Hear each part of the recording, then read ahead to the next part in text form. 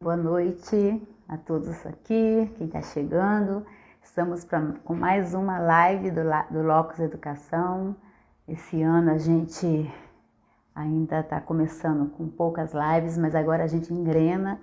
A partir de hoje vamos estar com lives semanais, eu comigo, né, falando sobre educação socioemocional, disciplina positiva e, como sempre, trazendo os nossos convidados. E hoje a gente está aqui com a Maírna Dias, que já chegou. Ouvir um pouquinho sobre a educação do nosso querido Pará. Vê se a Maírna está. Oi. E tudo bem? Tudo bom, Gleice? Vou dar um Então, abraço já para todo mundo que está aqui para participar da nossa conversa. Ai, que bom, seja bem-vinda. Então, para quem está chegando, quem vai chegar, esse é o espaço do Locus Educação, um espaço que surgiu na pandemia, né, naquele período bem crítico de isolamento social, onde a gente estava aprendendo a ficar isolado, a ficar só, revendo valores, e muitas pessoas entrando em contato, conversando pelo WhatsApp, aquela sensação de impotência, de medo, professores criando, né, entrando em crise de ansiedade. E aí eu resolvi pegar, eu estava fazendo uma atividade, eu tinha uma oficina marcada presencial, comecei a dar aula online, a oficina não aconteceu, então teve uma proposta de que acontecesse também de forma online, e eu fui me descobrindo com uma ferramenta que eu não conhecia, que eu não dominava, né? E aí eu resolvi transformar o espaço da rede num espaço que pudesse estar transmitindo segurança, ouvindo, um espaço de diálogo mesmo. E aí surgiu o Locus Educação. Então, para quem não me conhece, meu nome é Gleice, eu sou educadora ambiental, professora da Rede Municipal do Rio de Janeiro, mestre em educação, trabalho muito com ferramentas positivas com crianças vulneráveis e dentro também da escola. E hoje eu estou aqui com a Maírna Dias, que é mestra em educação pela Universidade do Pará, com a pesquisa sobre imaginário popular como recurso lúdico para o ensino-aprendizagem de ciências e diálogos sobre educação ambiental, uma riqueza isso, né? Desenvolve trabalhos socioculturais junto a comunidades tradicionais do Baixo Rio Tocantins, valorizando e resgatando os saberes locais. Meu Deus, é muita riqueza numa pessoa só. Essa live vai durar umas 5 horas. Mas antes de eu passar a palavra para a Maírna, eu sempre começo a live abrindo uma janela de papel que tem um pensamento, um poema, alguma coisa assim. Mas hoje eu não vou abrir a janela porque me deu vontade de abrir um livro. E aí eu peguei esse livro aqui, né, para abrir essa live. E quando eu peguei o livro, eu abri assim, eu pensei assim, o que eu vou falar, o que eu vou ler, né, do livro. Então é Pedagogia do Oprimido, de Paulo Freire. E aí eu abri numa página, e na hora que eu abri, tinha um texto marcado, porque eu já li esse livro há muito tempo. E aí eu falei, nossa, é esse texto que eu vou abrir a live. E Paulo Freire é tão maravilhoso que qualquer página que você abra da Pedagogia do Oprimido, você vai estar falando alguma coisa de muito valor. E aí eu abri e vou ler esse pedacinho aqui para abrir a nossa live. O desespero é uma espécie de silêncio, de recusa do mundo, de fuga. No entanto, a desumanização que resulta da ordem injusta não deveria ser uma razão da perda da esperança, mas ao contrário, uma razão de desejar ainda mais e de procurar sem descanso restaurar a humanidade esmagada pela injustiça. Não é, porém, a esperança um cruzar de braços e esperar.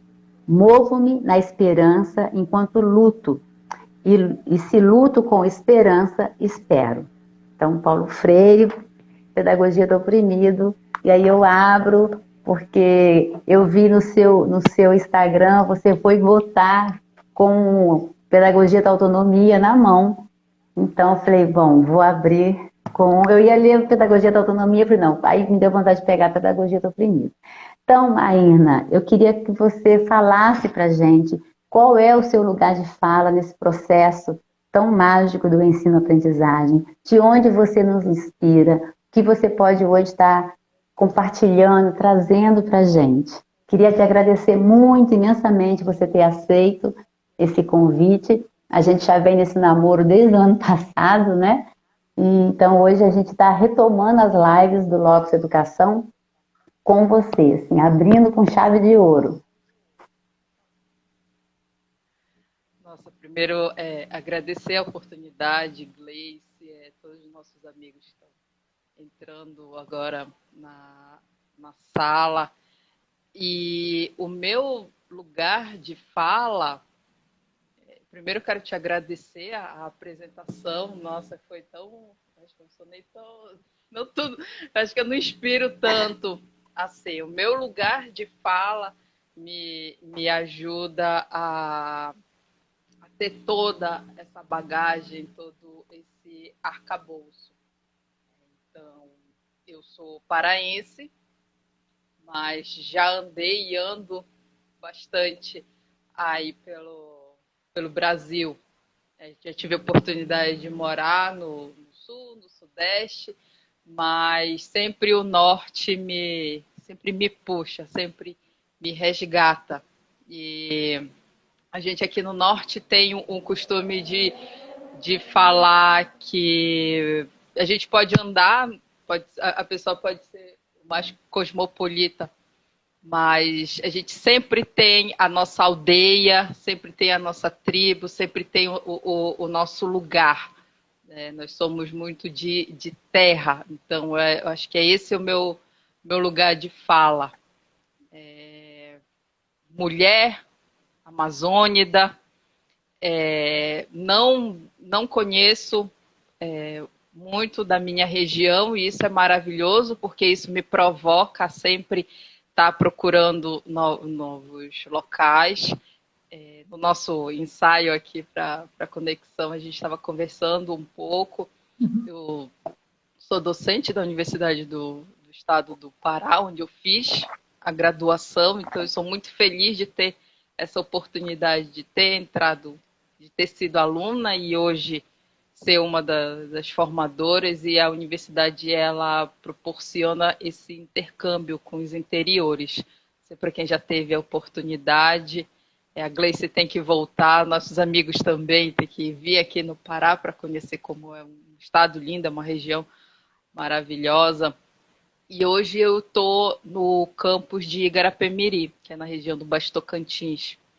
Então, hoje eu estou tendo contato com a educação no campo. E foi muito oportuno a tua brida, né?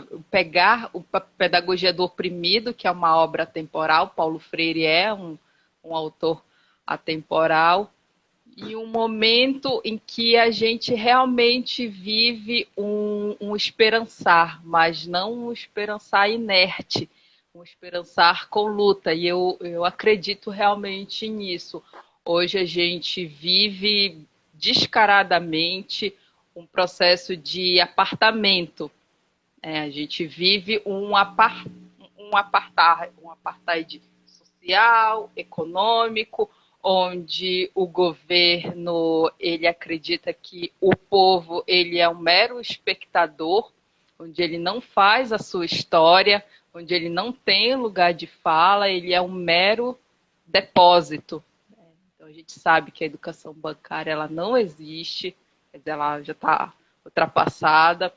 E então quando tu me pergunta o meu local de fala, eu estou aqui no norte, mas acredito que o meu local de fala é comum a vocês que estão no Rio de Janeiro, que vivem também as dificuldades da educação, as econômicas, sociais. A gente acompanha dentro do possível as notícias aí dos nossos amigos cariocas. E quando tu falastes assim, como é que eu inspiro, eu eu fiquei assim, eu disse, nossa, é uma responsabilidade muito grande inspirar. Eu acho que eu não me sinto tanto nesse lugar de inspirar, eu acho até em um movimento de não trazer tanta responsabilidade. O que inspira, na verdade, é a região. Nós tínhamos conversado, né, sobre isso. Existe um imaginário, né, do que é a região amazônica, como é a cultura do norte, o que a gente produz. O Brasil ele tem dimensões continentais, isso é maravilhoso, mas com relação ao intercâmbio de informações ainda é incipiente. E momentos como esse, a gente poder estar conversando é muito importante, é muito legal. Eu fico muito feliz de estar, na verdade, aprendendo com vocês. O meu lugar de fala hoje é mais falar o que é que nós estamos produzindo aqui, o que é com relação a materiais didáticos, porque isso é uma das situações que a gente tem dificuldade. Os materiais didáticos em relação à educação básica, elas vêm do eixo sul-sudeste e sessões relacionadas à região norte, nordeste, elas ficam circunscritas a itens. O bioma Amazônia é um local quente, úmido, as chuvas elas são sazonais e agora a gente vive essa inconstância do período das chuvas e isso acarreta vários problemas de saneamento. Infelizmente aqui na cidade a gente as ocupações irregulares elas estão aumentando, até mesmo devido à pandemia. Muitas pessoas tiveram que deixar suas casas, aluguéis atrasados, e isso aí não é exclusividade nossa. Então, muitas ocupações irregulares aumentaram na cidade e a gente sabe que com isso vem outros problemas, enchentes, criminalidade, mas nós vamos firmes, acreditando que esse momento de trevas, tanto da pandemia quanto esse governo horrível, ditatorial, vai passar. Vai passar. Tá próximo. Tem que passar. Ô, Maína, e aí aproveitando essa sua fala, assim, duas questões que eu queria que você... Primeiro que você compartilhasse um pouquinho sobre a sua pesquisa, né? Porque você está trabalhando, você fez uma pesquisa, né? Trazendo essa questão do imaginário, aí você falou já isso, porque realmente tem isso, né, do imaginário com relação à região que envolve, que diz respeito à floresta amazônica, à região da Amazônia, Pará, então Tocantins, existe todo um imaginário envolvendo esse território.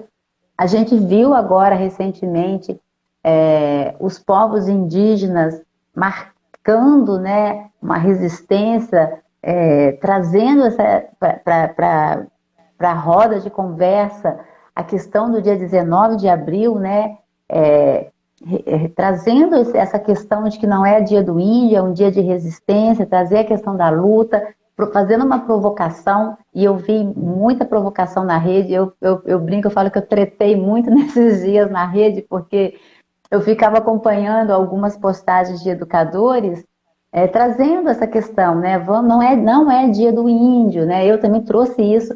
E aí as pessoas iam lá e falavam, é muito mimimi, né? Muito mimimi. Aí eu falava, mimimi não, se você... Eu não concordo com isso. Aí eu ia lá tretar. Se você for indígena, você pode falar que não concorda e vamos ouvir por que você é indígena não concorda, que você acha que é dia de índio, mas se você não é indígena, você não está no seu lugar para concordar ou não com isso, você está falando do outro, né? Aí trazia essa coisa do próprio lugar de fala, né? Então eu falei que foi uma semana assim, muita treta na internet, porque as pessoas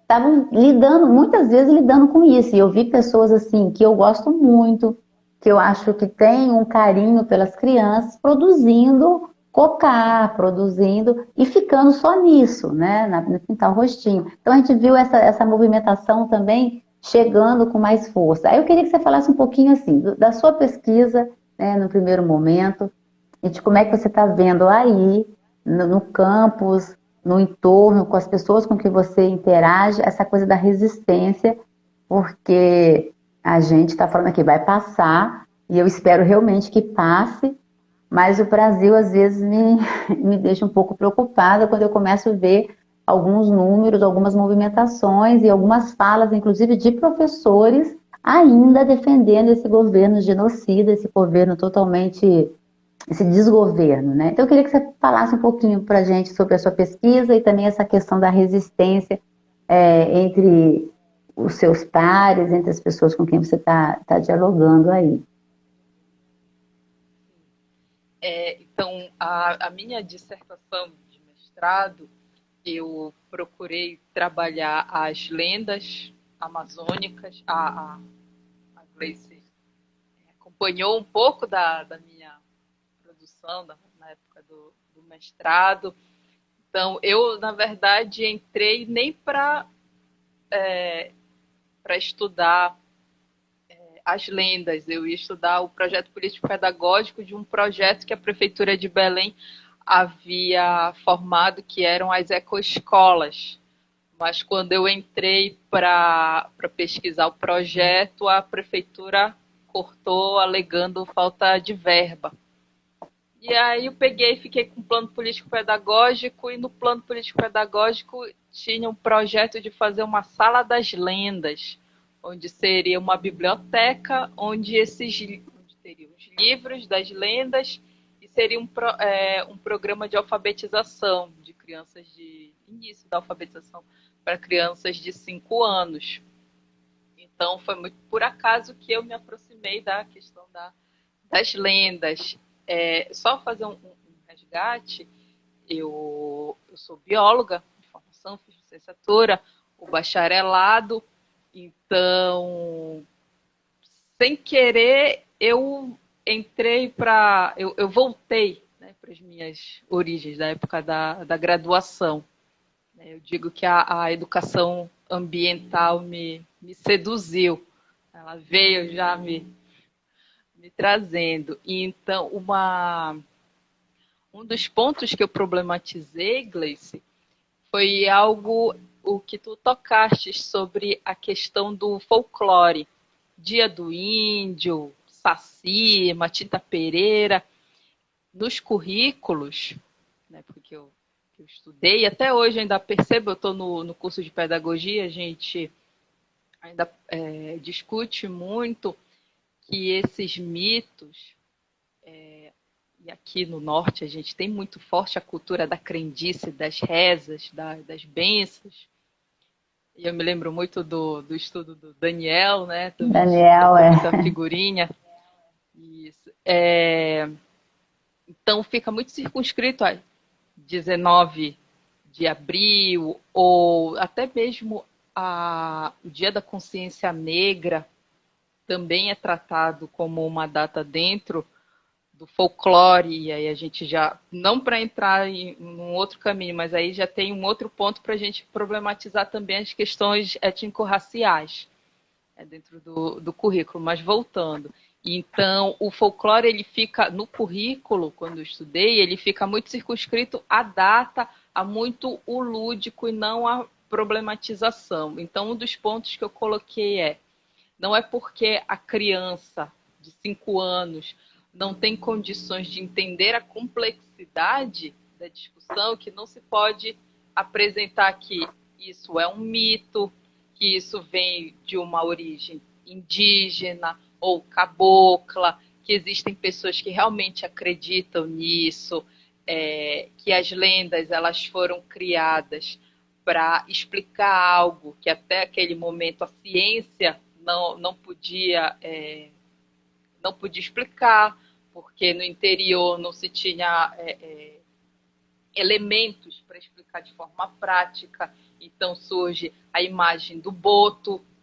O boto ele é uma figura criada para fazer o controle sexual das mulheres. Então, a menina acabou de menstruar, né, onde o Estado ele não chega, onde é difícil, onde cada um... E aí pega também o que tu disseste, que a gente percebe que muitos dos nossos colegas têm discursos reacionários, é porque a gente percebe que no Brasil, no sentido social, as pessoas elas são democratas, elas acreditam no estado de bem-estar social. O governo ele tem que prover educação, saúde, mas quando é no ponto do foro íntimo, dentro de casa, não, o governo não pode.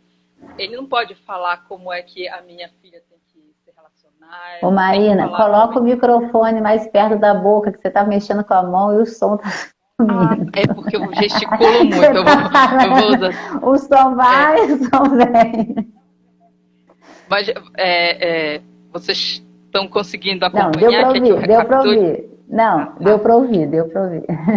Então eu vou continuar. Então, sobre a questão, o que a gente percebe, o que eu percebi na pesquisa, é que muitas famílias elas têm relutância em discutir muitos temas. Então surgem essas figuras. Tá falando, o boto, ele vem para fazer um controle reprodutivo, sexual. Então, quando você coloca o medo nessa menina, ela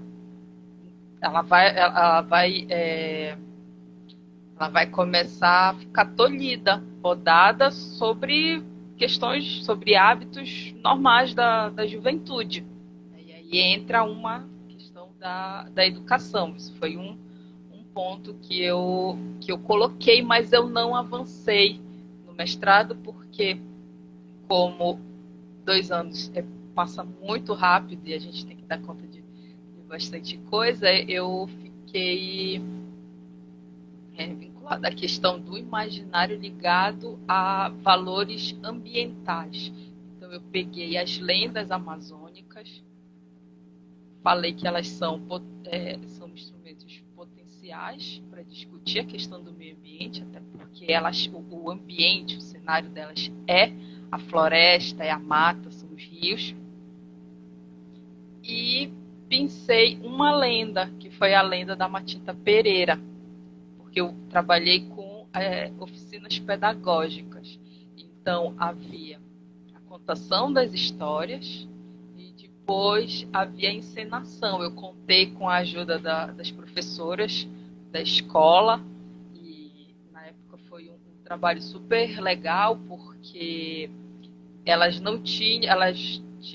a escola ela pedia que a cada 6 meses fosse feito um projeto, que eles não trabalhavam com o currículo, matemática, português, eles trabalhavam com um tema, e esse tema ele ia ser desmembrado para trabalhar matemática, alfabetização, história.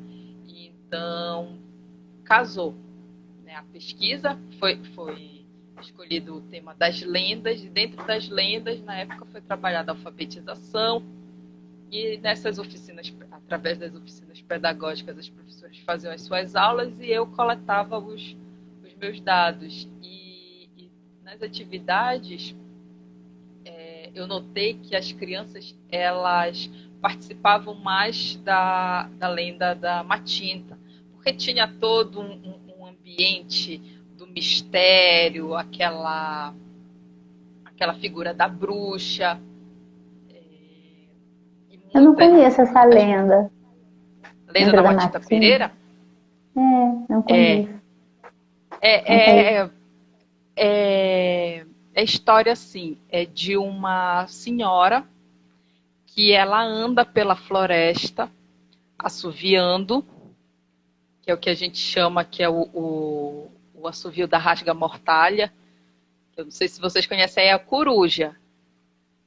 Que é que a gente tem tem uma história, tem vários desmembramentos, mas a principal é a rasga-mortalha, é a coruja, quando ela está perto assim, de alguma casa e ela solta o piar dela, é porque alguém na casa vai morrer. Isso eu cresci em Minas ouvindo isso e que tinha, ai, coruja tá cantando, vai morrer alguém. E a Matita Pereira, ela anda pela floresta pedindo tabaco ou café. Se você não dá, ela pia e aí o dono da casa morre no dia seguinte. Então, ela assume a figura humana e também do animal. Então eu peguei a história da Matilda Pereira e fui pontuando todos os potenciais elementos que eu poderia trazer para discutir a questão da educação ambiental. Porque tem muitas, fazendo a pesquisa, eu descobri que a lenda da Matilda Pereira, ela tem origem indígena, mas no processo de colonização, os portugueses, na época das missões jesuíticas, eles pegaram essa história e já puseram o elemento humano, porque até então era só a coruja. Então, eu trago e provoco essa relação do humano com o animal, como o humano e a ave, no caso, eles estão interligados. Né? Que a ave vira humano, o humano vira ave. Então, a gente também... Nós somos natureza. É um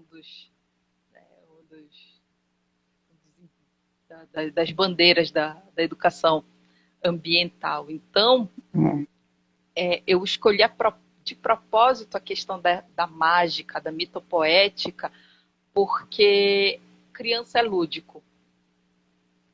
Então, quando a gente trabalha essa fantasia, eu percebi, elas vieram de uma forma muito mais fácil, o envolvimento, a provocação, e elas mesmas vinham assim, tia, é a bruxa, mas cadê a princesa? Cadê o príncipe? Sabe? Então, essa conexão do regional, mas também do planetário. Saber que a gente não está desconectado, voltando para aquilo. Qual é o meu lugar de fala? O meu lugar de fala é de uma pessoa que está na Amazônia, mas tem um círculo social muito maior, que se interessa por saber de outras realidades. E acho que o Brasil proporciona isso. Várias linguagens, vários sotaques. Então, só para não fugir, eu peço desculpa porque é muita coisa, e eu sei que a gente tem também um tempo, mas é porque é muito rico e eu amo a pesquisa. E aí agora no doutorado eu desmembro isso até mesmo pela minha atividade hoje, que eu desenvolvo lá no Rio Tocantins com as comunidades, os agricultores familiares. Mas voltando, já vou terminar a parte do mestrado. Então, as crianças, elas também foram agentes de produção. Depois que nós fizemos a encenação, eu fiz um grupo focal, porque foram mais de 50 crianças que participaram da atividade, então, infelizmente, não dava para pegar o relato de todas elas, e eu trabalhei com 10 crianças. Como não dava para trabalhar com formulário, porque elas não eram alfabetizadas, eu trabalhei com desenhos. Então, eu perguntei assim, faça o reconto. Qual é a cena que te marcou? E a grande maioria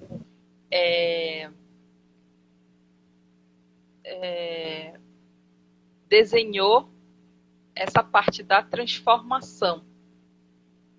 E tem uma criança, que foi uma menina de 4 anos, que eu fiquei tão tocada com o relato dela que isso que mudou o tema da minha pesquisa, né? que ela fez o desenho e botou o elemento da chuva. E é algo que não existe na história.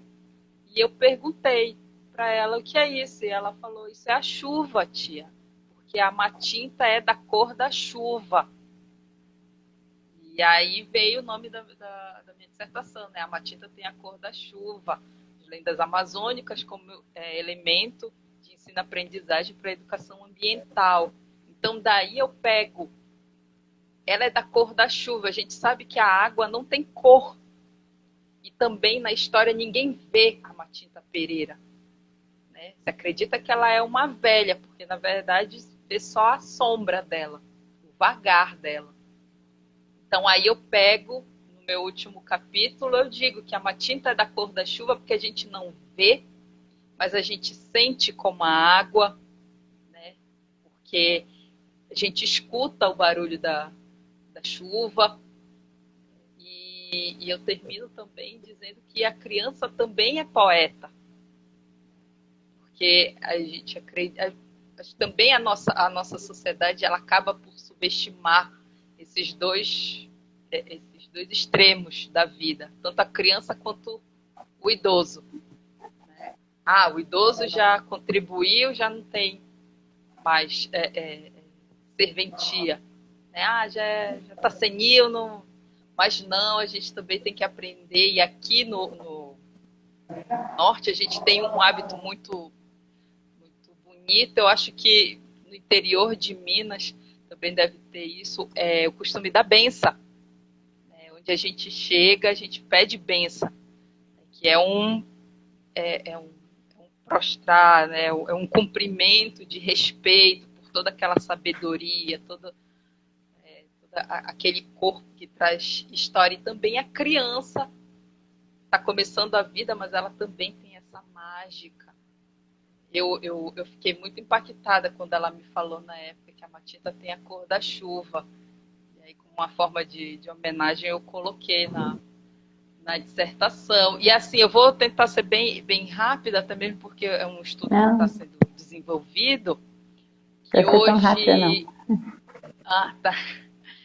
E hoje eu estou fazendo a pesquisa do doutorado nesse ponto do pertencimento, do resgate, da valorização da cultura local, porque a gente tem um avanço da tecnologia, as redes sociais estão aí, e eu tenho notado até mesmo nas conversas, na minha disciplina, que muitas crianças elas estão absorvendo, bebendo na fonte dos super-heróis, das histórias em quadrinhos, e as lendas, o que é o material regional, está ficando esquecido. Eu não vou dizer se perdendo, porque tem muitas famílias que fortalecem isso.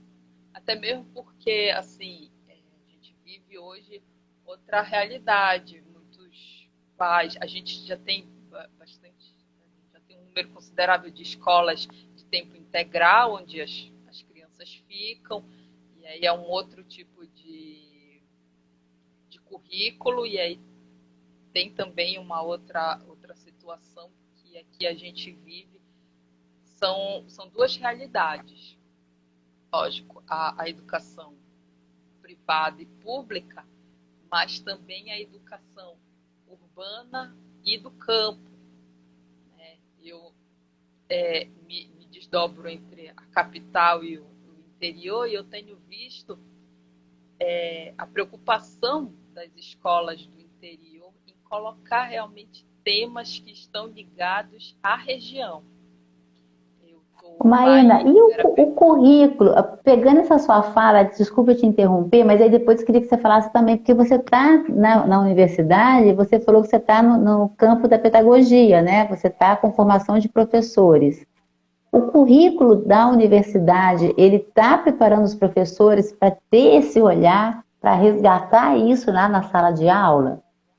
Porque eu não estudo currículo, Mas eu estou trabalhando com formação de professores. E os professores chegam, né, no curso que eu dou, na formação que eu dou, conhecendo muitos de teóricos, inclusive a maioria nem são teóricos, né, brasileiros, conhecem, fala-se muito em Paulo Freire, mas você vê que na verdade não se lê nada do Paulo Freire, lê fragmentos, pedaços de texto, e quando a pessoa fala assim, eu li Pedagogia da Autonomia, e não lê mais nada de Paulo Freire, e aí você vê as pessoas estão desconectadas, a escola está de um jeito e a minha percepção é que a formação dos professores está indo para outro caminho em alguns lugares do Brasil, porque eu tenho professores, como o curso é online, vindo de outros lugares.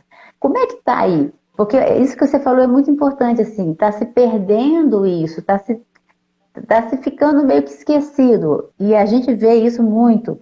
Aqui no Sudeste, no Rio de Janeiro, na minha percepção, na sala de aula, as crianças, eu fico resgatando o tempo inteiro. Eu acho importante trabalhar com projeto, porque o projeto me permite trabalhar uma série de coisas dialogando que não seja em datas. Eu particularmente tenho problema sério com essa coisa da data, porque parece que é uma coisa que se trabalha em um único dia, né? Então eu tento fugir disso, as crianças vêm com expectativa, então você acaba tendo que fazer, porque são pequenos, eu estou com uma turminha pequena agora, mas eu trabalho com projetos, e aí eu vou trabalhando tudo, trazendo, resgatando esses valores que estão se perdendo, a questão das lendas. Eu estou lendo para eles agora, que eu adorei esse livro, assim, que eles estão gostando. Foi uma criança que me pediu para ler essa história, que é O Diário de Pilar na Amazônia. Eu trabalhei esse livro no ano passado, estou trabalhando esse novo. E tem o Diário de Pilar na África. Então eu trabalho o Diário de Pilar na Amazônia no primeiro semestre, e o Diário de Pilar na África no segundo, e eu consigo fazer esse diálogo e trazer algumas questões da Amazônia e algumas questões da África, e aí trabalha essa coisa da ancestralidade com esses dois livros.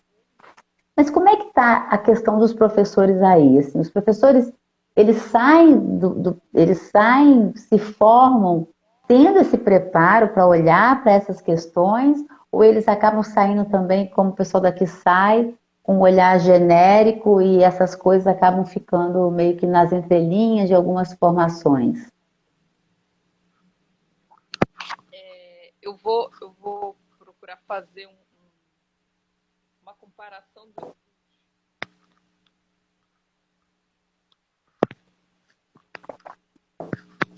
Voltei. Eu vou procurar fazer um comparativo dos dois cursos. Atuo no interior, eu estou na biologia, e na capital eu estou na pedagogia. Os dois cursos, o da biologia é ciências naturais, então tem a formação das três áreas, química, física e biologia, mas eu estou na parte da biologia.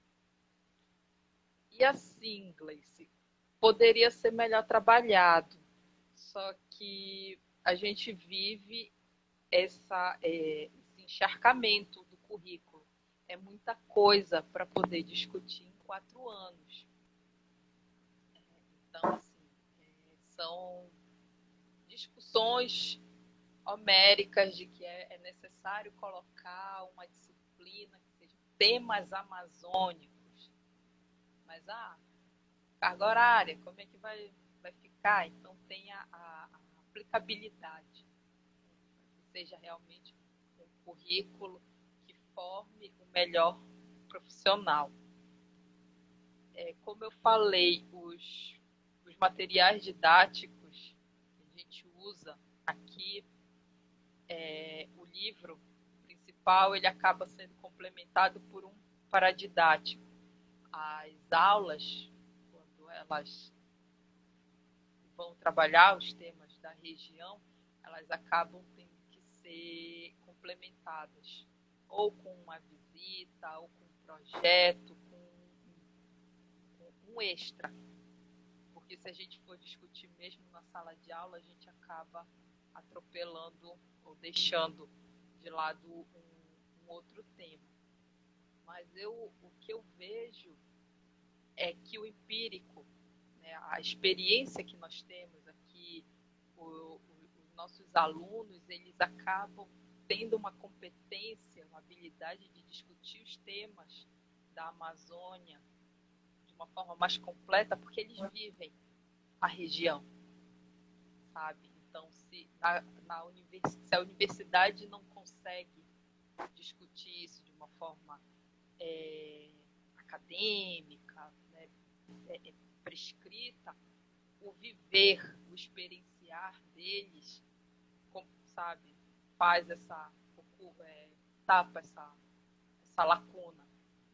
Mas, infelizmente, é uma realidade, essa deficiência no currículo. E eu digo tanto da biologia quanto da pedagogia. A gente acaba até recebendo ajuda de outros colegas. Por exemplo, eu tenho uma disciplina que são conflitos na Amazônia. Então, eu divido com um colega da geografia, e assim a gente vai se ajudando. Tem até depois da nossa conversa, tem um livro muito legal que eu queria sugerir, que eu trabalho com o pessoal lá da UEPA, que é muito legal, que a gente discute sobre a formação da Amazônia, tanto o pensamento quanto a constituição geográfica. E assim a gente vai levando, conforme dá nessa vida de professor, nesse malabarismo. Maína, fala um pouquinho, a gente já está aí quase com 40 minutos de live, mas eu queria que você falasse um pouquinho também da educação ambiental no contexto escolares, que é o evento que a gente se conheceu. Vocês estão na 7ª edição, não é isso? Eu vi no ano passado, acho que foi a 7ª, e a gente se conheceu nesse evento, né? Eu estava lá pela Unirio, junto com o pessoal do GEASU. Eu estava aqui numa hora que você estava falando, eu estava teclando com a Sônia. A Sônia está tentando entrar na live, não está conseguindo. E aí eu falei, Sônia, clica nas bolinhas que aparece aí, vai aparecer umas bolinhas em cima com a gente ao vivo, clica aí. E aí ela estava falando, não estou conseguindo entrar. Mas a gente se conheceu nesse evento, e foi um evento, assim, eu sou, assim, apaixonada por Belém, assim.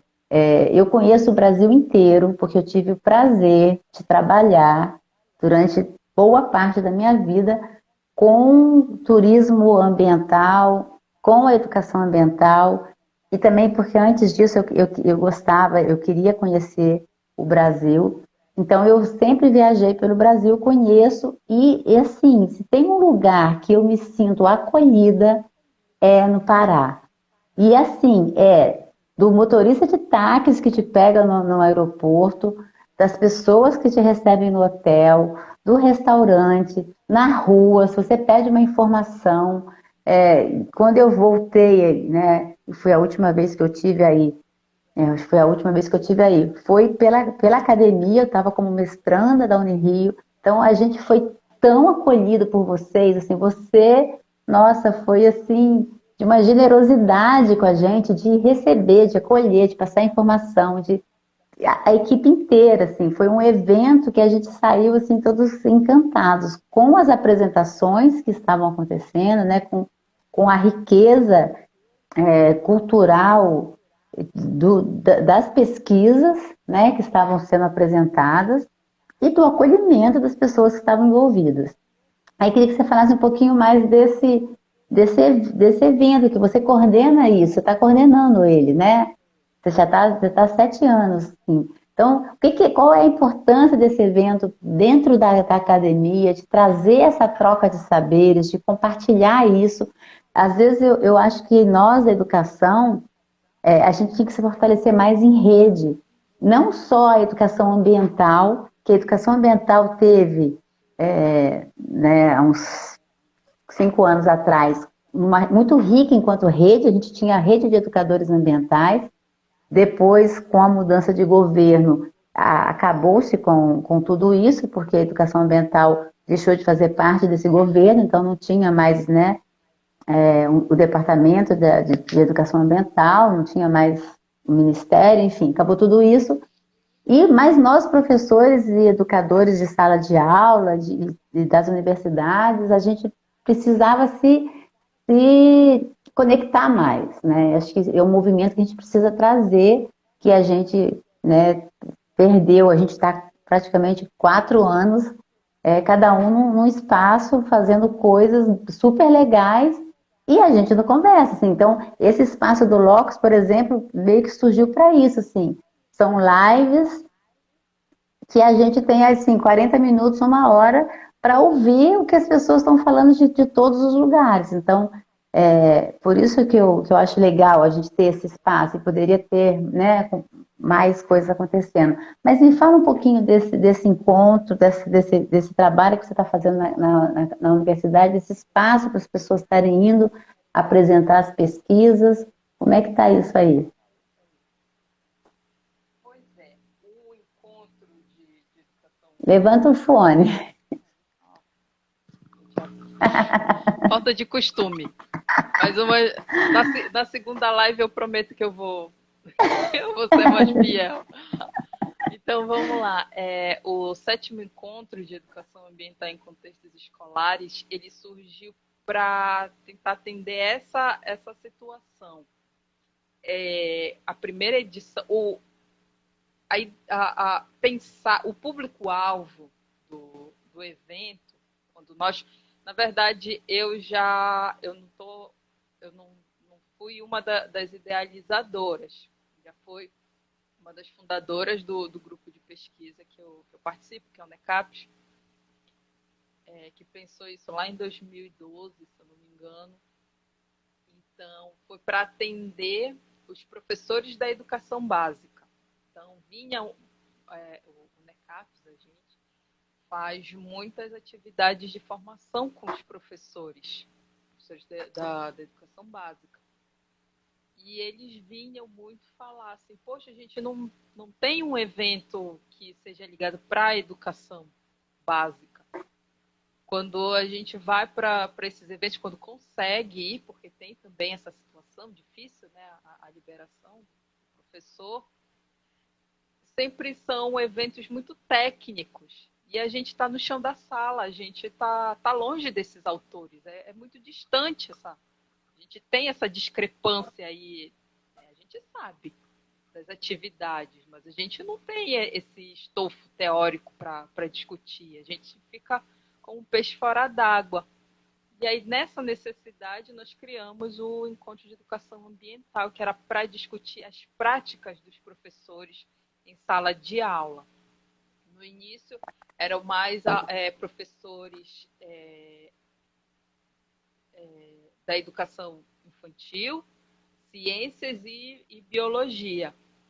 Mas nós tivemos a grata surpresa de que professores de outras áreas também se interessaram, porque a gente também tem essa ideia, a grande maioria, a educação ambiental é só para ciências, biologia, química.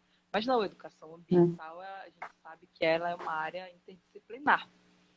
Então, o evento já está na 7ª edição e ele foi sofrendo as suas reformulações.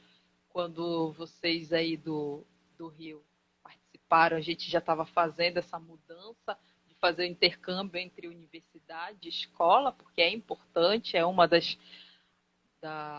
situações que a gente conversa, que produz conhecimento na universidade e esses profissionais que nós estamos formando, em que ponto eles estão executando esses saberes? Porque a gente tem lá no NECAPS muitos ex-alunos, e hoje são colegas, são professores, e eles dizem, eu sinto muita tristeza de que o que eu aprendi na academia eu não consigo executar na totalidade na sala de aula, porque a minha escola me pede algo muito diferente. Aí volta para aquilo que tu perguntaste, né? Em que ponto os professores aqui conseguem desenvolver atividades com temas regionais?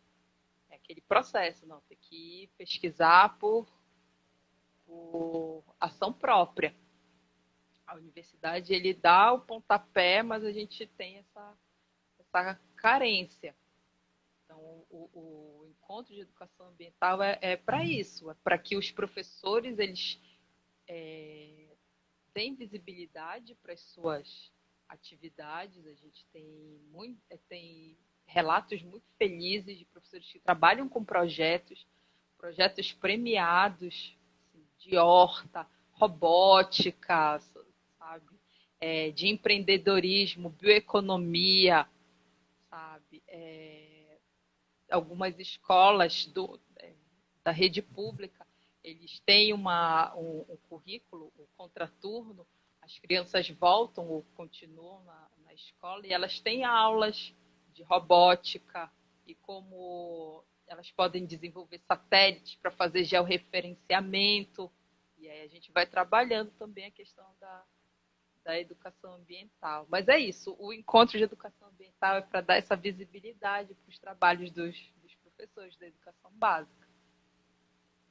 Maína, e já caminhando para o nosso fim, como é que você está vendo? A gente até estava falando isso antes, né, mais cedo, essa questão do retorno às aulas presenciais pós-isolamento, né? Aqui, eu sou professora, né? Eu estou em sala de aula, eu estou com uma turma de 4º ano. Então, aqui no Rio de Janeiro, a situação está bem complexa, não só na minha turma, mas da escola que eu estou e dos professores que eu conheço de outras escolas. A gente está com uma defasagem de aprendizagem muito acentuada. Assim, eu, particularmente, tenho 34 alunos, 16 não estão alfabetizados, e não estão alfabetizados mesmo, assim. Eu tenho essas 16 crianças não sabem escrever o nome completo. Eu fiz fichinhas de nome para eles aprenderem a escrever o nome completo. Eles estão na fase pré-silábica, silábica alfabética. Nesse primeiro bimestre, foi um bimestre mais para diagnosticar tudo isso, entender o que eu tinha ali. E eu tenho hoje uma sala multifacetada. Eu tenho criança alfabetizada, seguindo o conteúdo de 4º ano, uma minoria, crianças que já estão alfabetizadas, mas que ainda não conseguem formular frases, escreve tudo junto, e tem crianças pré-silábicas e silábicas alfabéticas. Então, eu estou levando um outro quadro para a sala, refiz a minha sala inteira, modifiquei em mesas, em grupos. Então, uma hora eu separo para trabalhar conteúdo separado, da hora eu misturo para que um possa ajudar o outro. E tudo isso conversado com eles, mas está muito difícil, assim, eu estou dando um máximo de mim, mas sei que essa conta não é minha. Conversei muito isso com os professores, porque nesse processo que eu estou fazendo de formação, os professores estão chegando completamente ansiosos, com crise de ansiedade. Eu fiquei outro dia 2 horas com uma professora, ela estava com uma crise de ansiedade, que ela falou, como é que eu vou dar conta, né? E eu falei, não, vamos com calma, a gente precisa primeiro entender o que está acontecendo e depois tentar resolver, mas assim, é uma situação complexa demais para um professor sozinho e muitas vezes um professor com pouca experiência de sala de aula, com pouca experiência de criança, porque aí você ainda tem criança com ansiedade, com agressividade, né? Você tem crianças de famílias desestruturadas, que se desestruturaram ainda mais. Então, na verdade, está chegando tudo isso numa sala de aula. Vocês estão percebendo isso aí também? Você tem percebido isso nas conversas que você está tendo com as pessoas, com os colegas que estão em sala de aula?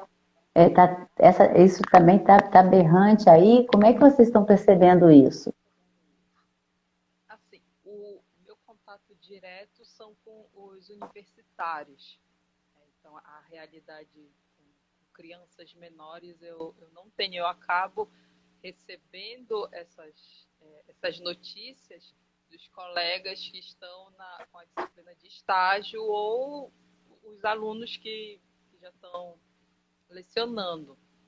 Assim, na universidade, a gente até tem um certo controle, vamos dizer, continua a mesma coisa, né? Porque já são adultos, então essa diferença não houve tanto. A gente teve, na verdade, uma evasão considerável, né? Muitos alunos trancaram o curso para poder trabalhar e o curso acabava tendo um conflito com o horário de de trabalho.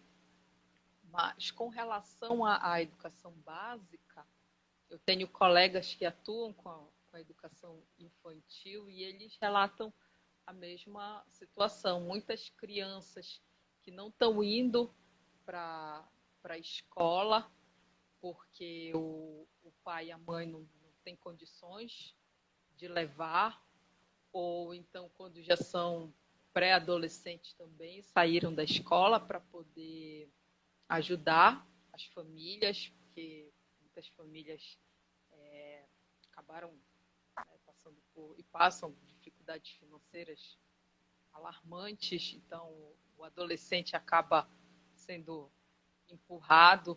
A evasão escolar, ela já a gente sabe, ela já tem um número percentual alto, e a pandemia só veio agravar esses problemas sociais. Mas a gente também estava conversando, o governo criou algumas alternativas, algumas políticas de bolsa para tentar impedir essa evasão. Sabe também que muitas crianças vão para a escola por causa da refeição, porque é a única refeição que tem no dia. Então, assim, esse retorno da pandemia ainda tem isso, né? A gente está voltando para a vida, mas a pandemia ainda está aí. A gente conversa muito que é uma falsa realidade que a gente vive. Então, assim, a vida pode ser dessa forma a partir de agora. A gente tem os cuidados, mas a gente vai ter que voltar para a escola.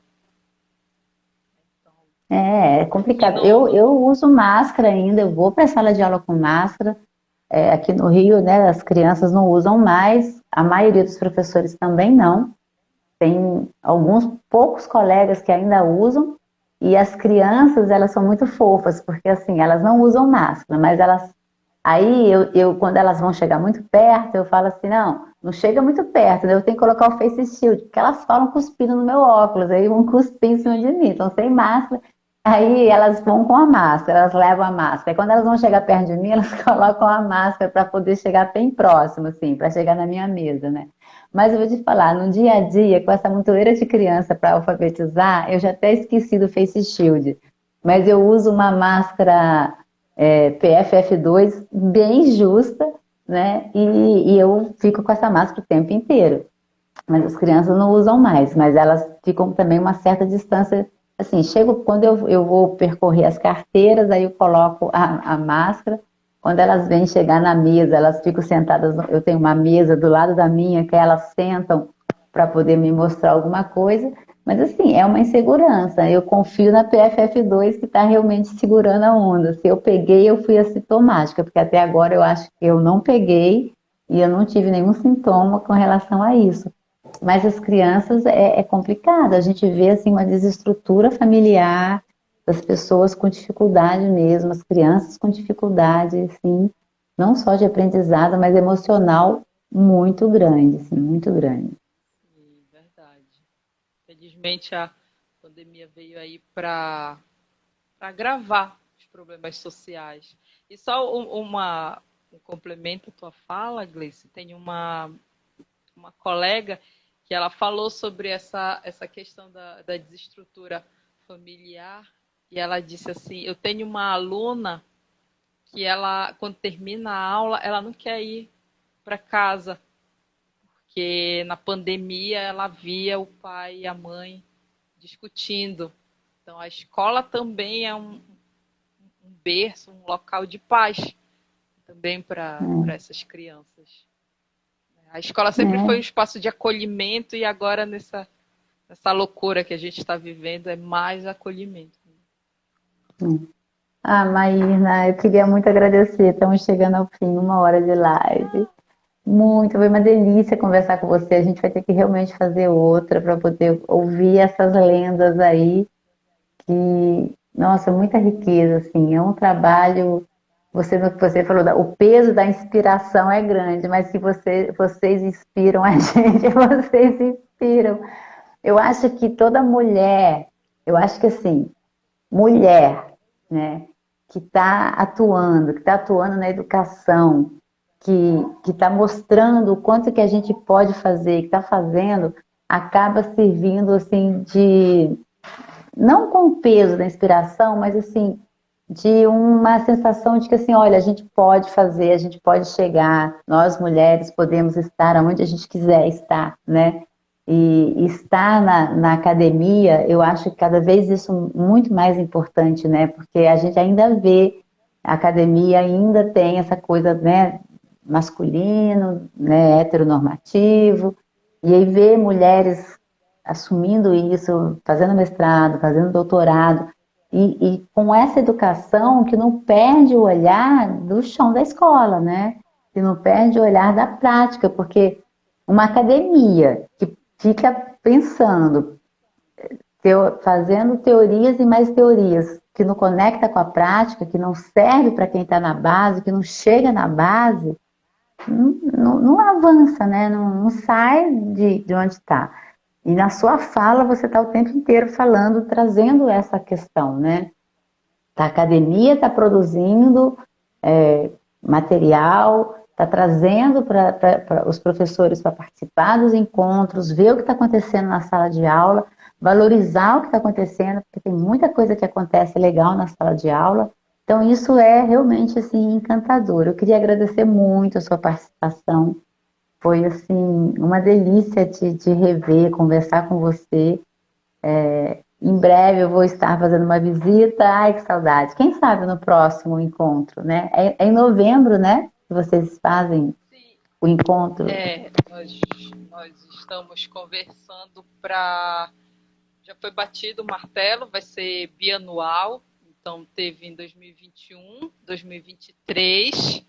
Então tá mais fácil Vamos ainda. torcer e vai dar tudo certo, que a gente vai estar Eu comemorando vou um outro Brasil, uma outra realidade. A gente vamos muito. poder nos abraçar, tomar aquele açaí, tacacá, poder Tacacá é bom, viajar, hein? porque assim, eu com muito orgulho sou uma das pessoas que mais milita pela visita, pelo descobrimento e redescobrimento da Amazônia. Tem muita coisa, e assim, Gleice, pessoal do Rio, pessoal que está acompanhando aqui nossa live, todo o pessoal do NECAPES, da Universidade do Estado, nós somos muito felizes em poder receber vocês. Eu já de antemão já me coloco à disposição para quem quiser trocar figurinhas, quiser saber um pouco mais do que a gente está produzindo aqui no Norte. Eu falo muito, a Gleice sabe, mas é porque eu sou realmente muito animada com a nossa pesquisa. O que a gente produz realmente tem que ganhar novos ambientes. Então, acho que a gente realmente tem que trocar. Eu sou muito curiosa para saber o que está acontecendo aí no Rio, aí com vocês, e trocar essas ideias é muito importante. Eu já parabenizo a Gleice, o pessoal da Locus pela iniciativa, porque é muito importante. Eu não quero fazer nenhum discurso aqui down, mas a nossa missão como professor é muito bonita, e assim, na nossa realidade que a gente está vivendo socialmente, politicamente, vai exigir muito mais da gente. A gente teve essa infelicidade da pandemia, a gente teve também o azar, o infortúnio de ter esse governo e ter tudo, né, tudo de uma vez só, mas nós somos fortes, nós vamos continuar na luta, e assim, de mãos dadas, a gente vai conseguir, sim, mostrar que esse Brasil é forte, que a gente vai para frente, que nós somos felizes. É só isso mesmo. E assim, eu tô falando isso porque eu tô muito contaminada com algumas discussões que eu tive hoje mais cedo, mas eu tô muito otimista. É só isso que eu quero passar para vocês, que eu tô muito otimista, assim. Eu acredito que a gente vai continuar, e ter esse momento de diálogo, para mim, é muito feliz. Tá? pode ter certeza que eu tô aqui falando muito. A Gleice me convidou para falar, mas eu estou gostando muito de ter esse contato com vocês. Ai, se tiver uma outra oportunidade, a gente está aí também para conversar. vamos ter, você estava falando aí, eu estava pensando, gente, vamos fazer um encontro com mais pessoas falando, sabe? Tipo um fórum, assim. Tipo, você, o Daniel, porque o Daniel, ele não entrou na live hoje, mas o Daniel está com uma pesquisa, né? E, então, também super envolvido com lendas lá em Minas. E aí você aí, e o pessoal do Rio de Janeiro, assim, o trabalho que eu estou fazendo na sala de aula com as crianças, as dificuldades, tem outros professores que eu vi que entraram aqui agora também. Então a gente podia fazer, eu vou começar a pensar alguma coisa assim, sei lá, um fórum, um encontro, sabe, de 2 horas com mais de 4 pessoas, né, falando, trocando, trazendo essas, compartilhando mesmo essas experiências, porque é isso que você falou. Eu também sou muito otimista. Eu acho que a gente agora vai vencer. A gente precisa ser, né? Porque se a gente não tiver esse otimismo, esse brilho nos olhos, a gente não faz a transformação que a gente precisa fazer. E a gente está em sala de aula. E eu falei para minhas crianças no primeiro dia de aula, essa sala é mágica, né? Sejam bem-vindos, estava lá, e essa sala é mágica. Aí eles entraram e falaram, por quê? Eu falei, vocês vão descobrir. Essa sala é mágica. E eu venho falando um monte de coisa com eles. Aí outro dia um menino virou para mim e disse, tia, eu acho que eu descobri. Eu falei, o quê? Você fala que essa sala é mágica. Eu descobri onde está a magia. Eu falei, descobriu aonde? Ele falou, na gente, cara, assim, dá vontade de chorar. Eu falei, isso, a magia está em vocês, a magia está na gente, né? Então, assim, eu falo para. E a criança é muito lúdica, a criança ela tem isso, né? E aí eu falei para eles, a gente não vai soltar a mão de ninguém aqui. A gente vai chegar todos juntos no final do ano e os que não estão alfabetizados vão ser alfabetizados, mas eu não vou conseguir fazer isso sozinha. Eu preciso de todo mundo junto. E aí quando eu compartilho isso com eles, você vê as crianças refletindo sobre isso e falando, não, a gente pode ajudar. Né? Quem sabe fazer conta, quem sabe escrever bala, vai ensinar quem não sabe. Quem sabe escrever bala e não conhece o AEI, vai ensinar quem não conhece o AEI, porque um é capaz de ensinar o outro, porque eu sozinho não vou dar conta de alfabetizar 16 crianças e conseguir com um currículo, né? E aí você vê as crianças se movimentando. Outro dia o pessoal da limpeza, eu escutei elas falando assim, ai que sala bagunçada. Eu falei, ai que ótimo, é a minha mesmo, bagunçada. Porque lá é livre demanda, cada um senta como quer, onde quer. Então puxa a mesa para lá, puxa a mesa para cá. Então tem hora que eles estão em dupla, tem hora que eles estão em trio, tem hora que eles estão em quinto, tem hora que eles estão sozinhos. Eles vão se organizando na medida que o que eles têm que fazer. Então tem hora que a sala não tem fileira, né? Eu não tenho uma educação bancária, né? Então a gente precisa ter esse brilho, essa paixão, esse tesão de fazer as coisas, senão a gente não consegue fazer, né? Então assim, foi uma delícia conversar com você. Seus olhos brilham, você fala com paixão desse lugar maravilhoso. Eu estou com muita vontade de tomar tacacá. Quem nunca tomou um tacacá precisa conhecer o que é o tacacá, que é um prato maravilhoso e eu adoro, né? Eu nem como peixe, mas o tacacá eu tenho que eu abro uma exceção, eu não como carne. E queria muito te agradecer, assim, por todo esse ensinamento, por compartilhar tudo isso, por fazer essa live ser tão, tão leve, tão gostosa, assim. Gratidão, Maírna. E a gente vai se encontrar de novo. Vamos marcar. Vamos pensar em alguma coisa juntos. Sim. E agora começou a chover um tacacá quentinho, assim, para. Se bem que aqui, quem conhece o norte sabe que não faz frio, né? Mas um tacacá sempre é bom. Gleice, acho que a gente já está encerrando. Se tu me permitir, eu queria só apresentar alguns livros que tu me pediste, sim, claro. para eu. Sim, Tá? vai lá. Assim, eu não sei como é que vai ficar. Se Não, vai mas dar pode. para ler se vai ficar espelhado. Vai ficar espelhado, mas aí você lê o título, as pessoas depois anotam. Vai ficar gravada, a live fica gravada, aí dá para a pessoa anotar Que legal, depois. era isso que eu ia te perguntar. Se ia ficar Fica gravado. gravada, aí dá para a pessoa assistir e pegar depois. Porque depois a gente fica compartilhando essa live, ela fica rodando um Sim, mas tempão. assim, quem quiser me mandar uma DM para trocar ideias, pegar outras referências, eu vou super adorar, tá bom? Tem um livro que agora eu estou trabalhando, é Pedagogias Decoloniais, Decolonialidade e Práticas Formativas na Amazônia. É um texto só Nossa, de professores daqui do norte, Amazonas e Pará. ai, que lindo. É pela editora da CRV. Tá? Aí depois, se quiser, pode me mandar uma DM que eu mando a foto. Tá. O livro que eu comentei, que é do Porto Gonçalves, acho que é um autor famoso, mas já é um livro um pouco antigo, agora saiu uma nova edição, Amazônia e Amazônias, é muito, muito legal.